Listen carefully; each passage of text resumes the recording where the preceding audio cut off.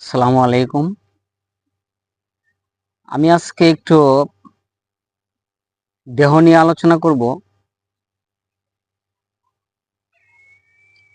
মূল 4টি উপাদান দ্বারা এই দেহটা গঠিত।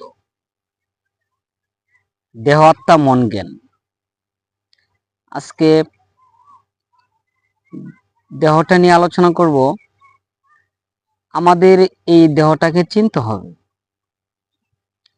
যাকে বলে আত্মদর্শন। আত্মতথ্য যে জেনেছে দিব্যজ্ঞানী সে হয়েছে। যেহেতু দেহের 4টি মূল উপাদান দেহ, আত্মা, মন, জ্ঞান, আজকে দেহটা নিয়ে আলোচনা করব। আমার এই দেহটা আমি কোত্থেকে পেয়েছি? আল্লাহ কোরআনে এই দেহটা সম্পর্কে কি বলেছে? আমরা এই দেহটাকে পেয়েছি পিতা মাতার কাছ থেকে। আল্লাহ পাক রাব্বুল আলামিন বলেছেন যে আমি নরনারীর শুক্র থেকে মানুষ সৃষ্টি করেছি।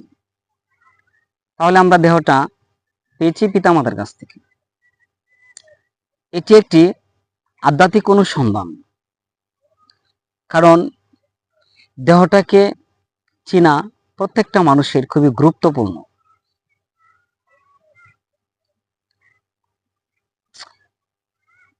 আমরা যে দেহটা পেয়েছি পিতা মাতার কাছ থেকে, বাবার 4 মার 4, 8, প্রভুর 10 ইন্দ্রিয়, এই হলো 18টা পদার্থ। এই 18টা চিজে আমাদের এই দেহটা গঠিত। এখন সে 18টা চিজ কি সেটা আমাদের জানতে হবে।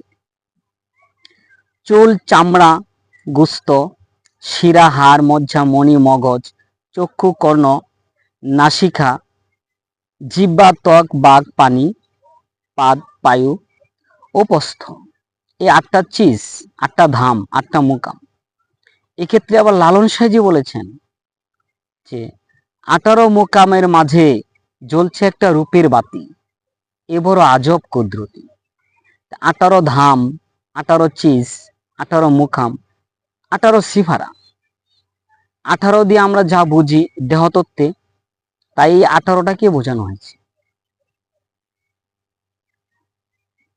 তাহলে আমরা এই দেহের যে 4টি মূল উপাদান দেহ, আত্মা, মন, জ্ঞান, দেহের বিষয় জানলাম যে দেহটা কোথা থেকে পেয়েছি, আল্লাহ কোরআনে কি বলেছে এবং কি কি। এর মাঝে মূল যে উপাদান 4টি দেহ, আত্মা, মন, জ্ঞান, আজকে দেহের বিষয়টা নিয়ে আলোচনা করলাম।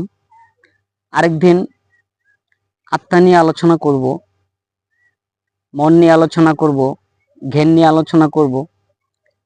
তবে সবার কাছে আমার একটা রিকোয়েস্ট থাকবে যে আপনারা নিজেকে চিনুন, দেহটাকে চিনুন, দেহ, আত্মা, মন, জ্ঞান সম্পর্কে জ্ঞান রাখুন।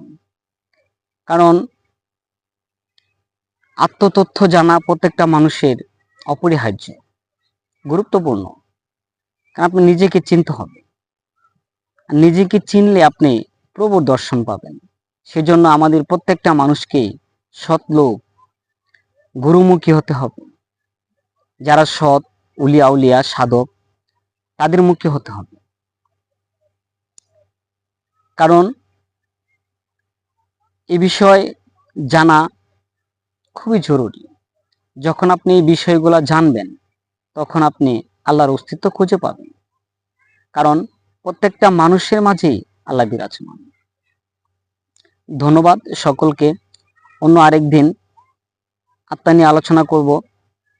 সকলে ভালো থাকবেন, সুস্থ থাকবেন। জয় গুরু।